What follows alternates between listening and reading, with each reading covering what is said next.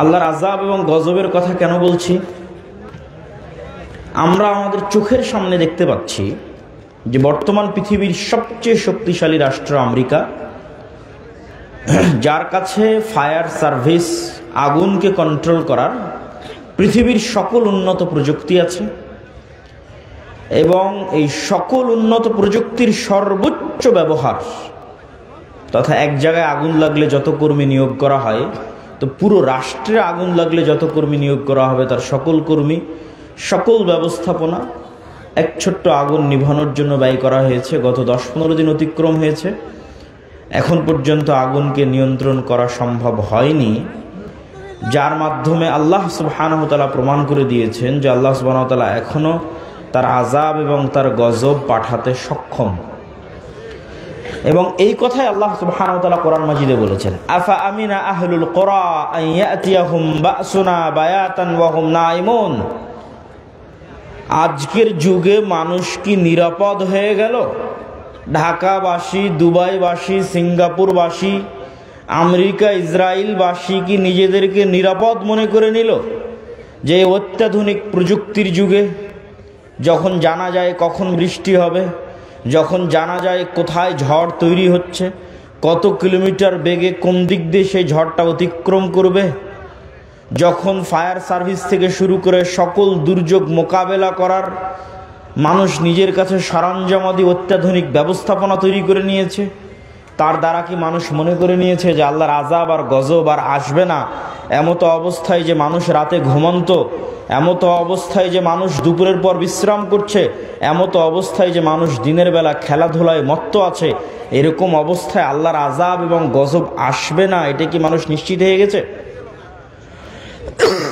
যদি মানুষ নিশ্চিত হয়ে গিয়ে থাকে, তাহলে আল্লাহ সুবহানাহু ওয়া তাআলা এবার নিদর্শন দিচ্ছে যে অতীতে আল্লাহ আমাদের চেয়ে শক্তিশালী জাতিদেরকে ধ্বংস করে দিয়েছে। অতীতে আল্লাহ নিজে বলছেন, আল্লাহ সুবহানাহু ওয়া তাআলা পবিত্র কোরআন মাজিদে বলেন, ওয়া কুল্লান আখাযনা বিযামবিহি। অতীতের আমি যত শহর, নগর, বন্দর ধ্বংস করে দিয়েছি, সবগুলো ধ্বংস করেছি পাপের কারণে। ফামিনহুম মান আখাযাতহুমুস সাইহা। কাউকে ধ্বংস করেছি বিকট আওয়াজে, কাউকে ধ্বংস করেছি প্রচন্ড ঝড় বাতাসে, কাউকে ধ্বংস করেছি ফাখাসাফনা বিহিল আরজ, কাউকে ধ্বংস করেছি মাটিতে ধসিয়ে, কাউকে ধ্বংস করেছি পানিতে ডুবিয়ে। আল্লাহ সুবহানাহু ওয়া তাআলা আরো বলেন যে আমি অতীতে কত শত শহর ও বন্দর ধ্বংস করেছি, যারা অহংকারী হয়ে গেছিল, বাতিরাত মাঈশাতাহা, যাদের উন্নত লাইফস্টাইল, উন্নত জীবনযাপন, উন্নত সভ্যতা তাদেরকে অহংকারী করে তুলেছিল। তো তাদের ওই উন্নত শহর, উন্নত প্রযুক্তি, উন্নত সভ্যতাকে এমনভাবে ধ্বংস করে দিয়েছি যে তাদের ওই বসবাস করার জায়গা আর পরবর্তীতে বসবাসের যোগ্যই থাকেনি। আজকের যদি দুবাইয়ের উদাহরণ নেন, তো আল্লাহ অতীতের এরকম বহু দুবাই ধ্বংস করে দিয়েছে। আজকের যদি লস অ্যাঞ্জেলসের উদাহরণ নেন, তো এরকম বহু লস অ্যাঞ্জেলস আল্লাহ অতীতে ধ্বংস করে দিয়েছে, যেখানে উন্নত লাইফস্টাইল ছিল, যেখানেও একটা ফ্ল্যাট এবং একটা প্লট ক্রয় করার জন্য মানুষ কোটি কোটি টাকা ব্যয় করত। কিন্তু আল্লাহ বলছে আমি কেমনভাবে ধ্বংস করেছি যে আর পরবর্তীতে বসবাসেরই যোগ্য থাকেনি, এইভাবে ধ্বংস করে দিয়েছে। সম্মানিত উপস্থিতি, আল্লাহ সুবহানাহু ওয়া তাআলা কোরআন মাজিদে অতীতে কয়েকটা কওমের ধ্বংসের বিবরণ দিয়েছেন। আমি সংক্ষিপ্তভাবে আপনাদের সামনে তুলে ধরব। নূহ আলাইহিস সালাতু ওয়াস সালামের কওমের ধ্বংসের বিবরণ দিয়েছেন, লূত আলাইহিস সালাতু ওয়াস সালামের কওমের ধ্বংসের বিবরণ দিয়েছেন, আদ জাতির ধ্বংসের বিবরণ দিয়েছেন, সামুদ জাতির ধ্বংসের বিবরণ দিয়েছেন, ফেরাউনের ধ্বংসের বিবরণ দিয়েছেন, কারুনের ধ্বংসের বিবরণ দিয়েছেন। নূহ আলাইহিস সালাতু ওয়াস সালামকে আল্লাহ সুবহানাহু ওয়া তাআলা তার কওমের নিকটে পাঠিয়েছিলেন তাওহীদের দাওয়াত নিয়ে, আর তিনি দাওয়াতি কাজ করেছেন 50 বছর কম 1000 বছর, আলফা সানাহ ইল্লা 50। কোরআনের আয়াত যে 1000 বছর দাওয়াতি কাজ করেছে, 50 বছর কম, 950 বছর। তো যখন এই দাওয়াতি কাজে তার কওম বিরক্ত হয়ে গেছে, তখন তার কওম বলতেছে, ইয়া নূহ, হে নূহ, তুমি অনেক আমাদেরকে ডিস্টার্ব দিয়েছ, ফাতিনা বিমা তাইদুনা। তো এতদিন যে 950 বছর আমাদের ভয় দেখালে যে এটা না করলে আল্লাহর আযাব এবং গজব আসবে, তো আজকে আল্লাহর সে আযাব এবং গজব নিয়ে আসো যদি তুমি সত্যবাদী হও। নাউজুবিল্লাহ। তারপরে যখন আল্লাহ সুবহানাহু ওয়া তাআলার আদেশ চলে আসলো, ওয়াফারাত তান্নূর, এবং নূহ আলাইহিস সালাতু ওয়াস সালামের বাড়ির চুলা থেকে পানি বের হওয়া শুরু হলো, তখন আল্লাহ নূহ আলাইহিস সালাতু ওয়াস সালামকে বললেন যে প্রত্যেক জাতি প্রজাতি থেকে এক জোড়া করে উঠিয়ে নিতে তার নৌকাতে। আর কাদেরকে উঠিয়ে নিতে? ওয়ামা আমানা, আর যারা ঈমান আনয়ন করেছে কিন্তু ঈমান আনয়ন করেনি তার সাথে, ওয়ামা আমানা মাআহু ইল্লা কালিল, তার সাথে ঈমান আনয়ন করেছে অতি অল্প সংখ্যক মানুষ। তখন নূহ আলাইহিস সালাতু ওয়াস সালাম তার সন্তানকে বললেন, ইয়া বুনাইয়া আরকাব মা'ানা ওয়ালা তাকুম মা'আল কাফিরিন, হে আমার বৎস, নৌকায় উঠে যাও, কাফেরদের সঙ্গী হয়েও না। তখন তার সন্তান উত্তরে বলছে, আমি পৃথিবীর সবচেয়ে উঁচু পাহাড়ে আশ্রয় নিব। ইয়াসিমুনি মিনাল মা, যে উঁচু পাহাড় তোমার আল্লাহর গজবের এই পানি থেকে আমাকে আশ্রয় দিবে। নূহ আলাইহিস সালাম বলছেন, লা আসিমাল ইয়াউম, আজকে আল্লাহর আযাব ও গজবের পানি থেকে কেউ আশ্রয় নিতে পারবে না। যদি হিমালয় পাহাড়ের চূড়ায় গিয়ে আশ্রয় নেয়, তো হিমালয় পাহাড়কে আল্লাহ সুবহানাহু ওয়া তাআলা পানিতে ডুবিয়ে ছাড়বেন, এবং তাই ঘটিয়েছেন আল্লাহ সুবহানাহু ওয়া তাআলা। পানি বাড়তে বাড়তে এমন পর্যায়ে পানি পৌঁছে গেল যে নিচে শুধু পানি, উপরে আসমান, আর কিছু নাই, সব ধ্বংস হয়ে গেছে পৃথিবীতে। তখন আল্লাহ সুবহানাহু ওয়া তাআলা মাটিকে বলছেন, ইয়া আরযু বলঈ, হে মাটি পানি শুষে নাও, আর হে আসমান ক্ষান্ত হও। এবং ধীরে ধীরে পানি কমে গেল, এবং নূহ আলাইহিস সালাতু ওয়াস সালামের নৌকা জুদি নামক পাহাড়ে অবতরণ করল। তো নূহ আলাইহিস সালাতু ওয়াস সালামের কওমের ধ্বংসের বিবরণ তাওরাতে আছে, ইনজিলে আছে, কোরআনে আছে। তো নূহ আলাইহিস সালাতু ওয়াস সালামকে যে ভয়াবহ বন্যা দিয়ে আল্লাহ ধ্বংস করেছেন, আজকের লস অ্যাঞ্জেলসের আগুন তার তুলনায় কিছুই কিছুই কিছুই কিছুই না। তারপরে যদি আসে লূত আলাইহিস সালাতু ওয়াস সালামের কথা, লূত আলাইহিস সালাতু ওয়াস সালামের কওম পৃথিবীতে এমন নিকৃষ্ট গুনাহ করেছিল যা অতীতে পৃথিবীতে আর কেউ কোনোদিন করেনি। আর ওই ভয়ঙ্কর ভয়াবহ গুনাহ থেকে বাঁচানোর জন্য লূত আলাইহিস সালাতু ওয়াস সালাম তার কওমের মাঝে দাওয়াতি কাজ করতেন। তার কওমের উত্তর কি ছিল? তার কওমের উত্তর এটা ছিল যে তুমি যখন এতই পবিত্র, তা আমাদের সাথে থাকার দরকার নাই, আমরা সব অপবিত্র, তুমি পবিত্র, তুমি আমাদের এলাকা ছেড়ে চলে যাও। এবং যখন তারা লূত আলাইহিস সালাতু ওয়াস সালামকে এইভাবে তাকে উত্তর দিল, তখন আল্লাহ ফেরেশতা পাঠালেন। ফেরেশতা ইব্রাহিম আলাইহিস সালাম হয়ে লূত আলাইহিস সালাতু ওয়াস সালামের নিকটে গেল, সুন্দর সুদর্শন কিশোর এবং যুবকের আকৃতিতে। তখন ওই অঞ্চলের যারা মানুষ, নিকৃষ্ট পশুতুল্য মানুষ, তারা তখন তাদের লোলুপ দৃষ্টি এই ফেরেশতাদের দিকে দিল। লূত আলাইহিস সালাম তখনও জানতেন না তারা ফেরেশতা। তখন লূত আলাইহিস সালাতু ওয়াস সালাম ভয় পেয়ে গেলেন, আলাইসা মিনকুম রাজুলুর রাশিদ, তোমাদের মধ্যে কি একজনও পবিত্র মানুষ নাই? এবং তিনি আফসোস করে বললেন যে আমি আশ্রয় গ্রহণ করছি ইলা রুকনিন শাদীদ, তথা আল্লাহর নিকটে আশ্রয় প্রার্থনা করতেছেন, আল্লাহর আশ্রয় ছাড়া আমার বাঁচার জায়গা নাই। আজকে তোমরা আমার মেহমানদের সামনে আমার মেহমানকে তোমরা আজকে অপমান করবা। তখন এবার মেহমানেরা উত্তর দিয়ে বলছে, ইন্না রাসূল রাব্বিক, লূত আলাইহিস সালাতু ওয়াস সালাম ভয় পাওয়ার কিছু নাই, আমরা আল্লাহর পক্ষ থেকে পাঠানো ফেরেশতা, আপনি এক্ষুনি এই মুহূর্তে শহর ত্যাগ করেন। ওয়ালা ইয়ালতাফিত, পিছনে ফিরে তাকাবেন না। তাদের লাস্ট টার্গেট হচ্ছে মাউইদুহুমুস সুবহ, সকাল, সকালে ধ্বংস হয়ে যাবে। আলাইসা সুবহু করিব, সকাল কি অতি নিকটে নয়? সকাল হওয়ার আগে শহর ত্যাগ করেন, পিছনে ফিরে তাকাবেন না, স্ত্রীকে সাথে নেবেন না, সেও তাদের অন্তর্ভুক্ত হবে, আযাবের অন্তর্ভুক্ত হবে। এবার আল্লাহ বলছে যে আলনা আলিয়াহা সাফিলাহা, ওই শহরকে আমি কি করলাম জানো? ওই শহরকে এইভাবে উল্টিয়ে দিলাম, তার উপর অংশ করে দিলাম নিচে, নিচের অংশ করে দিলাম উপরে। ওয়া আরসালনা আলাইহিম হিজারাতাম মিন সিজিল, আর তাদের উপর পাঠাতে থাকলাম আসমান থেকে আগুনের পাথর বৃষ্টি। আগুনের পাথর বৃষ্টি আসমান থেকে পাঠাতে থাকলাম, শহরকে উল্টিয়ে দিলাম। তো এই যে ভয়ঙ্কর ভয়াবহ গজব আল্লাহ নাজিল করলেন, তার তুলনায় এই লস এঞ্জেলসের আগুন কিছুই নয়।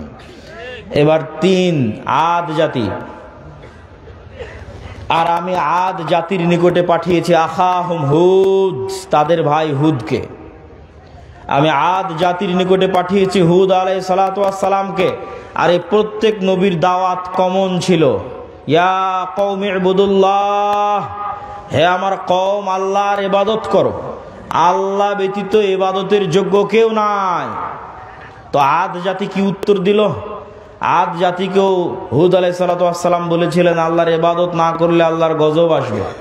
তখন আদ জাতি উত্তরে বলেছিল, মান আশাদ্দু মিন্না কুওয়া, হুদ তুমি আমাদেরকে আল্লাহর আযাবের গজবের ভয় দেখাও। তুমি বলো তো এই পৃথিবীতে আমাদের চেয়ে কেউ শক্তিশালী আছে? আমাদের চাইতে এই পৃথিবীতে কেউ কি শক্তিশালী আছে যে তুমি আমাদেরকে গজবের ভয় দেখাও, আযাবের ভয় দেখাও? তো মজাকের কথা যে আদ জাতির উপর গজব আসবে। যেমন আমাদের কাছে মজাক মনে হতে পারে আজকের পৃথিবীর সবচেয়ে শক্তিশালী রাষ্ট্র ইসরায়েল, সবচেয়ে শক্তিশালী রাষ্ট্র আমেরিকা, তাদের উপর আবার কি আসতে পারে আর তাদেরকে কে আবার ক্ষতিগ্রস্ত করতে পারে? ঠিক যেভাবে আদ জাতি বলেছিল মান আশাদ্দু মিন্না কুওয়া, তখন আল্লাহ বলেছিলেন আওয়ালাম ইয়ারাও, তারা কি জানে না আন্নাল্লাহাল্লাযী খালাকাহুম, যে তারা যতই শক্তিশালী হোক, যতই উন্নত সভ্যতার হোক, তার শক্তি বাড়তে বাড়তে বাড়তে বাড়তে পৃথিবীর মানুষের শক্তি সভ্যতার যদি শেষ সীমায় পৌঁছে যায়, তবুও লাস্ট রেজাল্ট হচ্ছে আল্লাহ তাদের সৃষ্টিকর্তা আর ওরা সৃষ্টিজীব। তো শক্তি কার বেশি হবে? সৃষ্টিকর্তার বেশি হবে। এটাই যুক্তির কথা, এটাই লজিকের কথা। তো আমেরিকা ইসরায়েলের শক্তি যতই বেশি হোক, আল্লাহ সুবহানাহু ওয়া তাআলা আমেরিকা এবং ইসরায়েলের যদি সৃষ্টিকর্তা হন, তাহলে দিন শেষে শক্তি কার বেশি? আল্লাহর বেশি।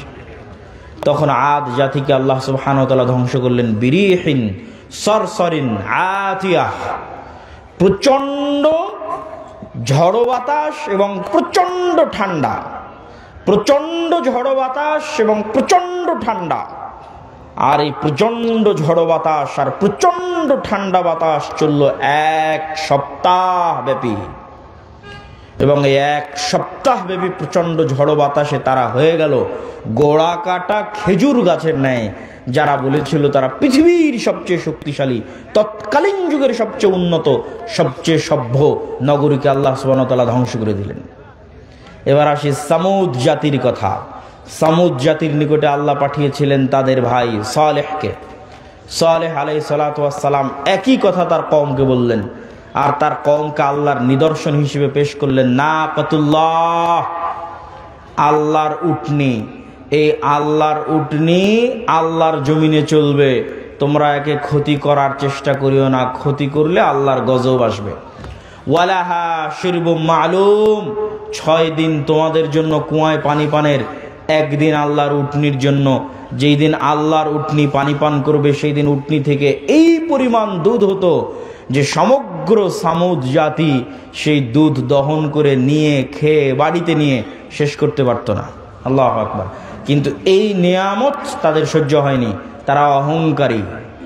অহংকারী হয়ে সালেহ আলাইহিস সালাতু ওয়াস সালামকে বলছে ফাকারুহা, কেটে নিয়ে, উটনির পা কেটে নিয়ে সালেহ আলাইহিস সালাতু ওয়াস সালামকে বলছে ফাতিনা বিমা তাইদুনা, আযাবের ভয় দেখাতে এই যে তোমার আল্লাহর উটনির পা কেটে নিয়েছে, এবার আযাব নিয়ে আসো। কোথায় আযাব? আযাব নিয়ে আসো। ফাখাযাতহুমুস সাইহা, কোথাও এসেছে ফাখাযাতহুমুর রাজফা,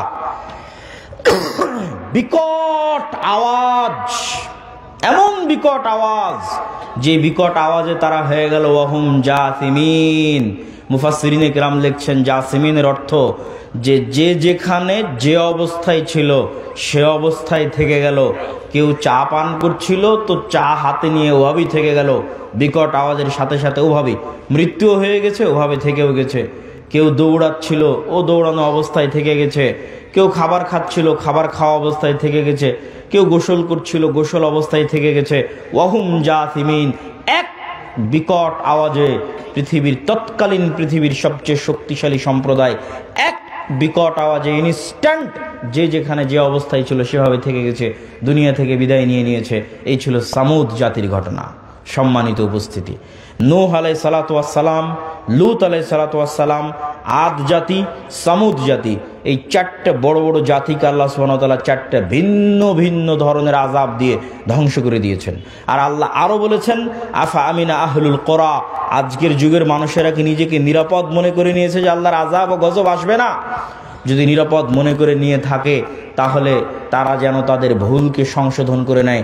আল্লাহর আযাব এবং গজব যে কোনো মুহূর্তে আসতে পারে, যে কোনো সময় আসতে পারে। আর লস অ্যাঞ্জেলস ক্যালিফোর্নিয়ায় যে আগুন জ্বলতেছে, এইরকম আগুনে যদি সারা পৃথিবীও জ্বলে যায় তবুও হক হবে। এই জন্য হক হবে যে সারা পৃথিবীর মানুষের চোখের সামনে, সারা পৃথিবীর সকল রাষ্ট্রনেতার সামনে, BBC, CNN, Al Jazeera, TV channel, Facebook, YouTube সব লাইভের সামনে 60,000 নিরস্ত্র নিরীহ মানুষকে গাজায় হত্যা করা হয়েছে। সারা পৃথিবীর সব রাষ্ট্রপ্রধান দেখেছে, সারা পৃথিবীর সব মানুষ দেখেছে। সবার পক্ষে সম্ভব ছিল এই মহা হত্যাযজ্ঞ আটকানোর, কিন্তু তারা এই মহা হত্যাযজ্ঞ আটকাতে যায়নি, আটকানোর চেষ্টা করেনি। তাদেরকে এর জবাব দিতে হবে। এই এক গাজার উপর যে অত্যাচার চালানো হয়েছে, এই অত্যাচারে যদি সমগ্র আমেরিকা, সমগ্র ইউরোপ আর সমগ্র ইসরায়েল জ্বলে পুড়ে যায়, তবু আল্লাহ সুবহানাহু ওয়া তাআলার জন্য এটা হক হবে। এবং আল্লাহ এটা বলেছেন, কোরআনই বলেছেন যে আল্লাহ সুবহানাহু ওয়া তাআলা যখন কোনো শহর ও বন্দর ধ্বংস করেন তখন আল্লাহ অত্যাচার করেন না, বরং তারা অত্যাচারী ছিল তাই ধ্বংস করে দেন। সম্মানিত উপস্থিতি, এইটি থেকে আমাদের শিক্ষা নিতে হবে, মুসলমানদের শিক্ষা নিতে হবে যে আমরা যে কোনো মুহূর্তে আল্লাহর আযাব এবং গজবের শিকার হতে পারি।